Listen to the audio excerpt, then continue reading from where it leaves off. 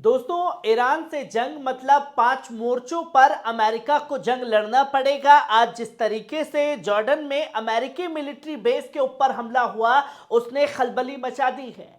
जहां हर चीज के लिए जिम्मेदार जो बाइडेन से लेकर के निचले अधिकारी तक ने ईरान को इसका जिम्मेदार ठहरा दिया है, तो अब जो बाइडेन के ऊपर प्रेशर बढ़ने लगा है कि ईरान से सीधा जंग में भिड़ा जाए। और अगर ईरान से सीधे सीधे अमेरिका भिड़ता है तो तस्वीर आपके सामने है नक्शे के जरिए कि एक साथ 5 मोर्चों पर जंग जो है अमेरिका को लड़नी पड़ेगी। जहां सीधे सीधे वो ईरान से भी जंग करना चाह रहा है, तो वहीं इराक में किस तरीके से बड़े हमलों को अंजाम दिया गया, जहां एक ही बार में जॉर्डन के अंदर 50 से ज्यादा सैनिकों को घायल कर दिया गया, दर्जनों से ज्यादा सैनिकों को ढेर करने का काम किया गया।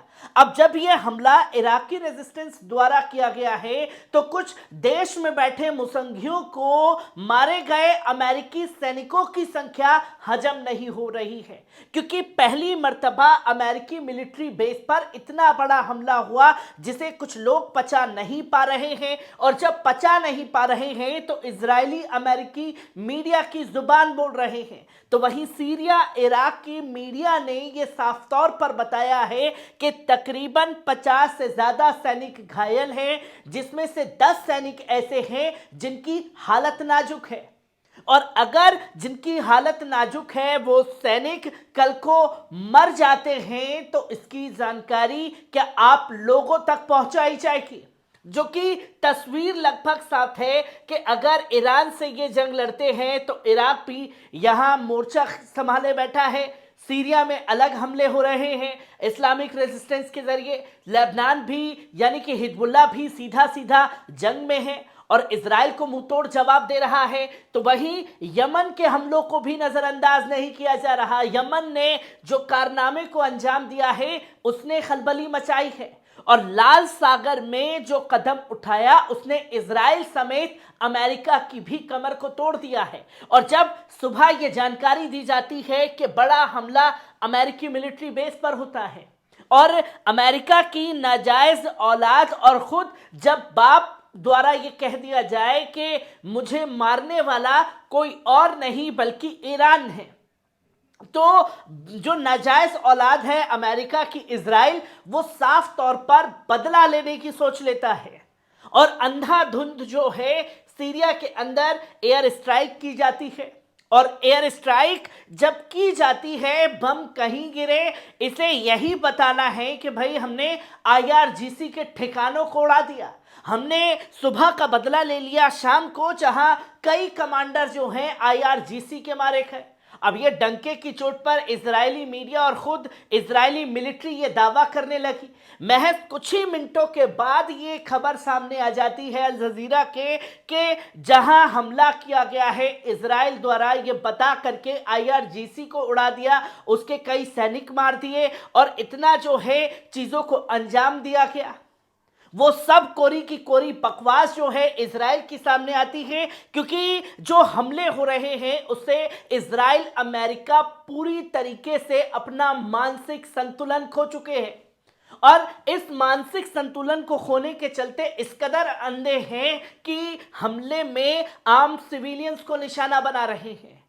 जहां इजराइल की एयर स्ट्राइक में सीरिया के अंदर आम सिविलियंस को शहीद किया गया है, जहां यह दावा किया गया। और खुद जो एम्बेसडर हैं ईरान के हुसैन अकबरी, उन्होंने अपने ट्विटर पर यह एडवाइजरी जारी की कि ना तो ईरान के किसी बेस पर हमला हुआ है, ना ही आईआरजीसी के किसी सैनिक को शहीद किया गया है। ये हमले जो हैं वो सीधे सीधे किए गए हैं सीरिया के आम सिविलियंस के ऊपर।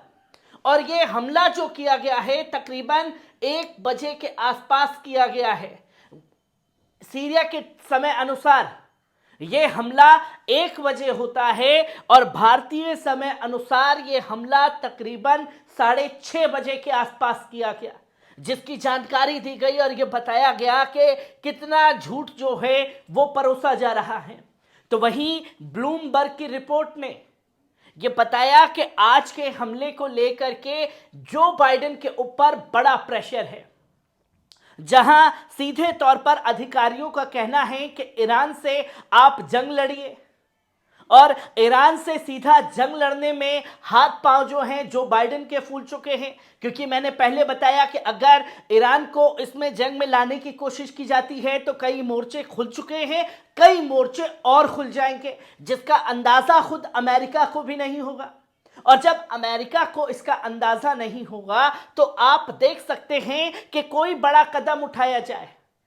जैसे ओबामा ने अपने आप को बचाने के लिए बड़ा कदम उठाया, पाकिस्तान में ओसामा बिन लादेन को मार दिया गया, एक बड़ी वाहवाही बटोरी गई।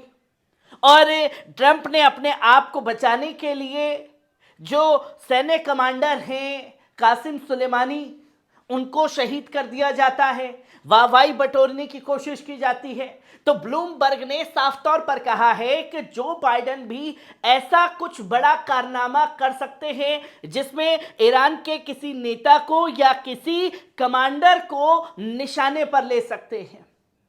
और अगर ये होता है तो जंग के दायरे अपने आप में बढ़ जाएंगे, क्योंकि सीधे सीधे हाथ पांव फूले हुए हैं अमेरिका के भी, जो बाइडेन के भी, कि हम इस जंग में सीधे ईरान से नहीं भिड़ सकते। और ईरान ने पूरी तरीके से अमेरिका को सख्ते में डाल रखा है। तो वहीं ईरान की तरफ से भी बड़ी एडवाइजरी दे दी गई। तो वहीं आपको ये जानने की जरूरत है कि आज के हमलों को लेकर के अमेरिकी मिलिट्री बेस पर अब तक 171 हमले हो चुके हैं। इन 171 हमलों में सबसे ज्यादा हमले जो हैं सीरिया इराक में हुए, और पहली मर्तबा जॉर्डन के अंदर ये हमले हुए।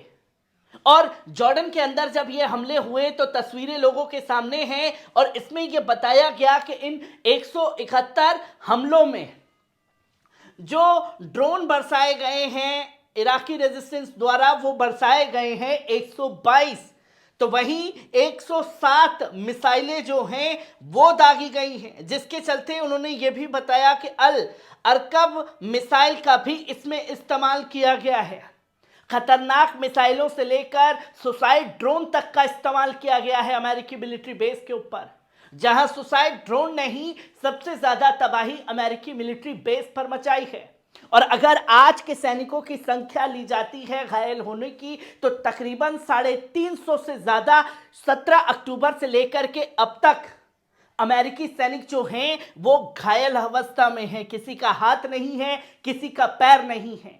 और हर कोई जो है ये जानना चाह रहा था कि नदीम भाई आप बारीकी से बताएं कि कौन कौन देश में कितने कितने सैनिक जो हैं और कितने बेस मौजूद हैं, खास तौर पर अमेरिका के। तो ये पूरा डाटा भी हम लोगों के सामने आ गया है।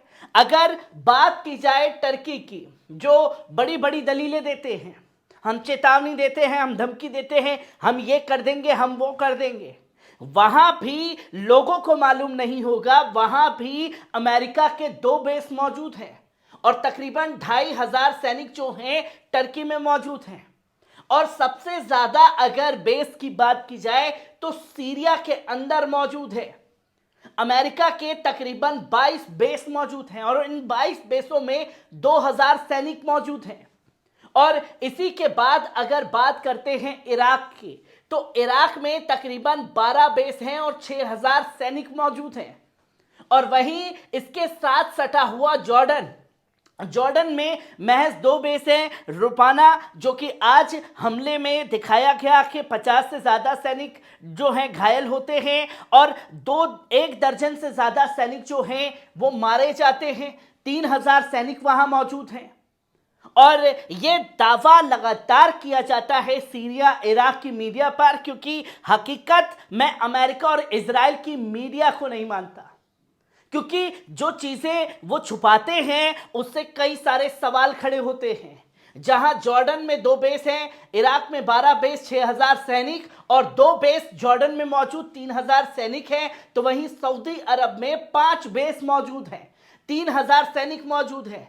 कुवैत में 8 बेस मौजूद हैं और 13000 सैनिक मौजूद हैं, जो कि सबसे ज्यादा सैनिकों की संख्या जो है वो कुवैत में है। और इसी के बाद अगर बात की जाए बहरीन में सिर्फ 3 बेस हैं और 3 बेसों में 7,000 सैनिक मौजूद हैं। और वहीं अगर आप जाएं कतर में सिर्फ एक बेस मौजूद है और एक ही बेस में 13,000 सैनिक मौजूद है। और वहीं अगर बात की जाए यूएई की, तो यूएई में 3 बेस मौजूद हैं और 5,000 सैनिक हैं।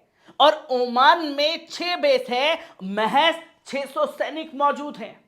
और जहां जहां ये बेसिस मौजूद हैं, जैसे कि आज जॉर्डन पर हमला हो गया, जॉर्डन में हमला हुआ, और खुदा ना खास्ता अगर इन बेसिस को निशाना बनाया जाता है तो सीधे सीधे इन देशों की भी मजबूरी हो जाएगी जंग में कूदने की।